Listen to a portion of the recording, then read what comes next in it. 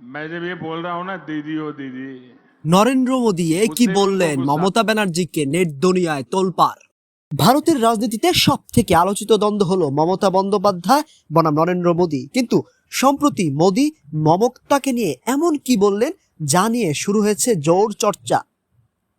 প্রধানমন্ত্রী মোদী বিভিন্ন সময়ে মমতা বন্দ্যোপাধ্যায়ের শাসন ব্যবস্থাকে আক্রমণ করে বলেছেন, দিদি বাংলার মানুষ পরিবর্তন চায়। তিনি প্রায়ই তার ভাষণে মমতাকে দিদি বলে সম্বোধন করেন এবং দুর্নীতির ইস্যুতে সোচ্চার হন।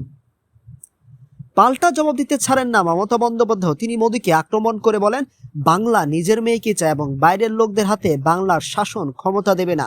তবে রাজনৈতিক লড়াইয়ের ঊর্ধ্বে অনেক সময় সৌজন্য দেখা যায়। মোদী একবার জানিয়েছিলেন মমতা দি প্রতি বছর তাকে নিজ হাতে বাছাই করা পাঞ্জাবি এবং মিষ্টি পাঠান। এই লড়াই কি কেবলই আদর্শের নাকি ক্ষমতার? আপনার কি মনে হয় কমেন্টে জানান। আর এরকম আরো খবরের জন্য সাবস্ক্রাইব করুন আমাদের চ্যানেল।